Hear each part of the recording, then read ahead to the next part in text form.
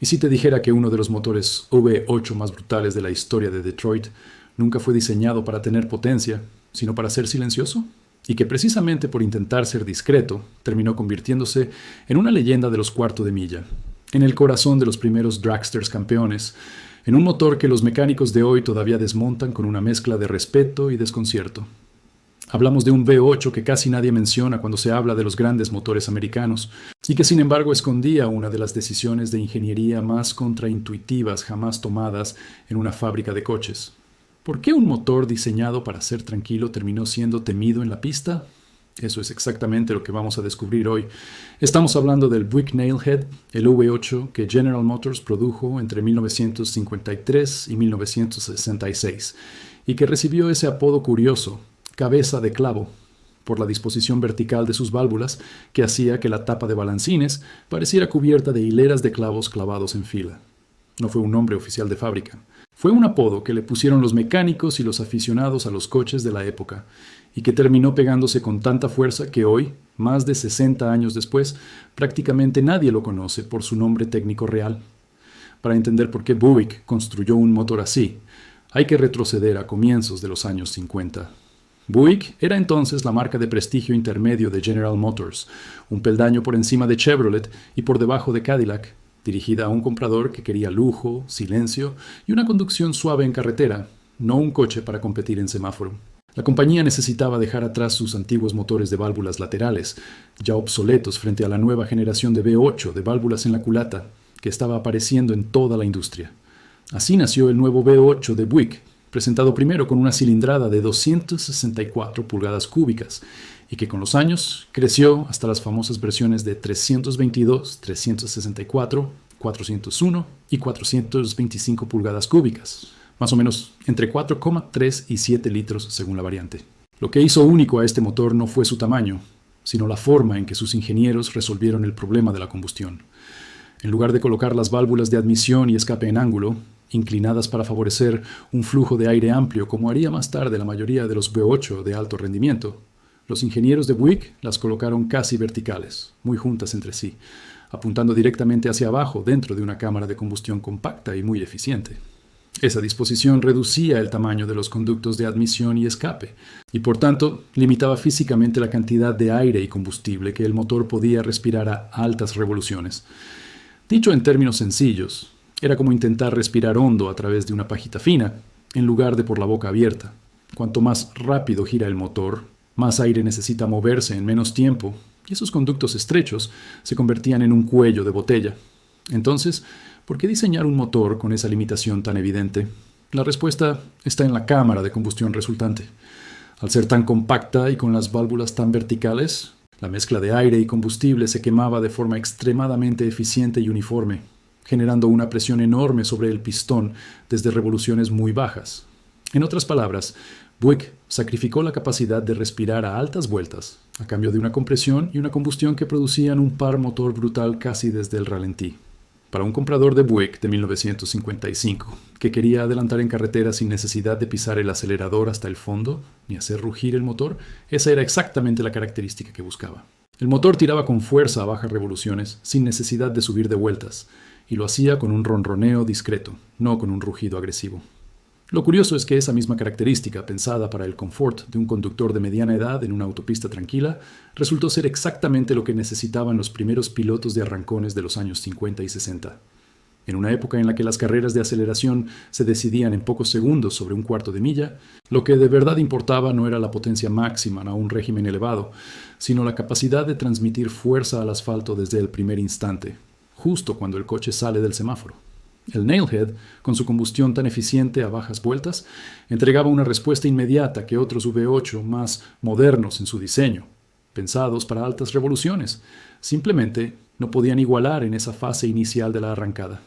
Por eso, motores Nailhead terminaron instalados en algunos de los primeros dragsters competitivos de Estados Unidos, incluidos coches que llegaron a marcar tiempos de referencia en las primeras temporadas de la NHRA, la Asociación Nacional de Arrancones. Un motor concebido para el salón de un Buick Roadmaster terminó rugiendo, de forma casi accidental, en la línea de salida de las carreras más rápidas del país. Mecánicamente, El nailhead se apoyaba en un bloque de hierro fundido robusto, con un cigüeñal también de hierro fundido, pero con un balanceo excepcionalmente bueno para la época, gracias en parte a un diseño de contrapesos generoso que reducía las vibraciones incluso en las versiones de mayor cilindrada. El sistema de refrigeración utilizaba un bloque húmedo convencional con camisas de agua alrededor de cada cilindro, una bomba de agua accionada por correa y un radiador dimensionado para absorber el calor de un motor que, precisamente por su combustión tan eficiente, generaba temperaturas de trabajo considerables en la cámara. El sistema de alimentación de combustible dependía de un carburador, casi siempre de 2 o 4 cuerpos, según la versión, montado sobre un colector de admisión de hierro que distribuía la mezcla a cada uno de los 8 cilindros dispuestos en V a 90 grados, la configuración clásica de un V8 americano. El sistema de distribución, es decir, el mecanismo que abre y cierra las válvulas en el momento exacto, funcionaba mediante un árbol de levas único situado en el bloque, que accionaba varillas empujadoras y balancines para mover esas válvulas verticales tan características. Es un diseño relativamente sencillo comparado con los árboles de levas en culata que veríamos décadas después, pero es precisamente esa sencillez la que explica por qué tantos ejemplares de este motor siguen funcionando hoy, más de 60 años después de fabricados. Menos piezas móviles complejas suelen significar menos puntos de fallo, siempre que el mantenimiento sea el adecuado. En cuanto a la lubricación, el nailhead utilizaba una bomba de aceite accionada por el distribuidor que empujaba el aceite a través de canales internos del bloque hasta el cigüeñal, las bielas y el propio árbol de levas. Aquí es donde aparece uno de los puntos más delicados de este motor y uno de los motivos por los que hoy se le considera exigente en mantenimiento. La bomba de aceite original de fábrica era, sinceramente, más pequeña de lo que ese diseño de válvulas verticales y combustión intensa hubiera merecido. En motores que reciben poco mantenimiento o cuyo aceite no se cambia con la frecuencia adecuada, esa lubricación algo justa puede acelerar el desgaste de los balancines y de las guías de válvula, precisamente en la zona superior del motor, donde ya de por sí el diseño trabaja con tolerancias ajustadas. Vamos a entender ahora, paso a paso, cómo funciona realmente este motor en la práctica, porque entender el proceso ayuda a entender también dónde aparecen los problemas. Cuando arranca el motor, el pistón desciende dentro del cilindro mientras la válvula de admisión, esa válvula casi vertical situada en la parte superior de la cámara, se abre para dejar entrar la mezcla de aire y combustible proveniente del carburador. Al ser el conducto de admisión relativamente estrecho, la velocidad del aire que entra es alta, lo cual, a bajas revoluciones, favorece una mezcla muy bien atomizada y una combustión más completa. El pistón sube de nuevo, comprimiendo esa mezcla dentro de una cámara pequeña y compacta. Y justo en el punto de máxima compresión salta la chispa de la bujía, encendiendo la mezcla y generando la explosión controlada que empuja el pistón hacia abajo con fuerza.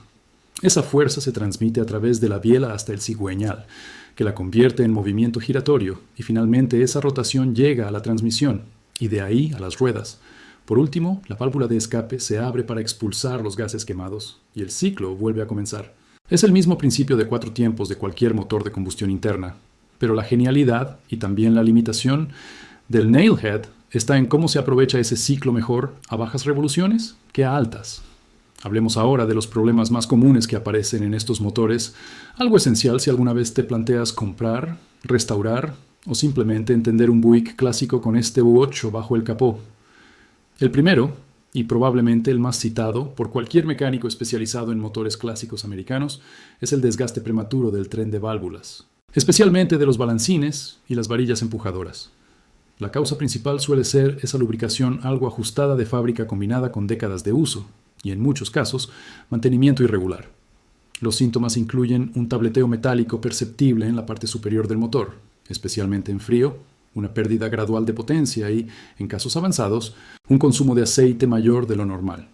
Este problema puede aparecer en cualquier año de producción del motor, aunque es más frecuente en unidades que superan las 100.000 millas, sin haber recibido revisiones del tren de distribución. La gravedad es moderada, no suele provocar una avería catastrófica inmediata, pero si se ignora durante mucho tiempo puede derivar en daños mayores en el árbol de levas. La reparación exige desmontar la tapa de balancines, inspeccionar cada componente y sustituir las piezas desgastadas, un trabajo que un mecánico con experiencia en motores clásicos puede completar en una jornada, con un coste que normalmente ronda entre 300 y 700 euros, dependiendo de cuántas piezas haya que reemplazar. La prevención es sencilla: cambios de aceite frecuentes con un lubricante de la viscosidad adecuada y revisiones periódicas del apriete de balancines. El segundo problema recurrente tiene que ver con la bomba de aceite original, que como mencionamos antes, se queda algo corta para las exigencias reales del motor, sobre todo si se ha modificado para dar más potencia. Cuando la presión de aceite cae por debajo de lo ideal, los primeros síntomas suelen ser un testigo de presión de aceite parpadeante en el salpicadero, ruidos metálicos que aumentan con el motor caliente, y en los casos más graves, daño en los cojinetes de biela o de bancada. Este es un problema que afecta prácticamente a todos los años de producción del Nailhead, ya que es inherente al diseño original de la bomba, no un defecto puntual de un lote concreto. La gravedad aquí sí puede ser alta si se ignora, porque una falta de lubricación prolongada puede acabar gripando el motor por completo. La reparación implica sustituir la bomba de aceite por una versión de mayor caudal, disponible hoy en el mercado de piezas para clásicos, y revisar el estado de los cojinetes, si la presión ya llevaba tiempo baja. El coste de esta intervención puede oscilar entre 400 y 1.200 euros, dependiendo de si además hay que sustituir cojinetes dañados. La prevención pasa por instalar un manómetro de presión de aceite adicional para vigilar el sistema en tiempo real y evitar circular con presiones marginales durante mucho tiempo. Un tercer problema, menos conocido pero igualmente relevante, es la tendencia de estos motores a acumular sedimentos de carbonilla y barros de aceite en los conductos internos si se utilizan con aceites de baja calidad o si los intervalos de cambio se alargan en exceso. Debido a que las galerías internas de aceite del Nailhead son relativamente estrechas en algunos puntos, precisamente por ese diseño compacto de la culata, la acumulación de residuos puede restringir aún más el flujo de aceite hacia las zonas más críticas, agravando el problema de lubricación que ya mencionamos. Los síntomas incluyen un sobrecalentamiento leve del motor en tráfico lento, y en análisis de aceite, la aparición de partículas metálicas por encima de lo normal. Afecta principalmente a motores que han pasado años sin un mantenimiento adecuado, independientemente del año concreto de fabricación. La severidad depende del tiempo que llevaba el problema sin detectarse, pudiendo ir de leve a considerable. La solución pasa por una limpieza profunda del sistema de lubricación, en ocasiones acompañada del desmontaje parcial del motor para acceder a las galerías más afectadas, con un coste que puede superar fácilmente los 1.000 euros si se hace de forma profesional. La prevención, de nuevo, es tan simple como respetar los intervalos de cambio de aceite y utilizar siempre un lubricante de calidad adecuada a un motor de esta antigüedad. Ahora bien, ¿cómo diagnostica un mecánico especializado estos problemas en un motor que, por su edad, no cuenta con la electrónica moderna que tenemos hoy en cualquier coche? Aquí no hay escáner OBD que valga, porque estos motores son enteramente mecánicos y carburados, sin ninguna unidad de control electrónico. El diagnóstico empieza casi siempre por una inspección visual detallada, comprobar fugas de aceite alrededor de las juntas, el estado de las mangueras, la presencia de residuos quemados alrededor del colector de escape. A partir de ahí, una prueba de compresión en cada cilindro permite saber si los anillos de pistón y las válvulas están sellando correctamente. Una compresión desigual entre cilindros suele apuntar a un problema mecánico interno. La prueba de fugas, conocida en el mundo profesional como leak down test, complementa esa información al inyectar aire a presión dentro del cilindro en el punto muerto superior y escuchar por dónde escapa ese aire, lo que permite distinguir si el problema está en los anillos, en las válvulas o en la junta de culata. El análisis de aceite, enviando una muestra a un laboratorio especializado, revela la presencia de partículas metálicas que delatan un desgaste interno antes de que se convierta en un problema audible. Y por supuesto, un manómetro conectado directamente al sistema de lubricación permite comprobar en tiempo real si la presión de aceite se mantiene dentro de los valores esperados, especialmente en ralentí y con el motor caliente, que es cuando más se NOA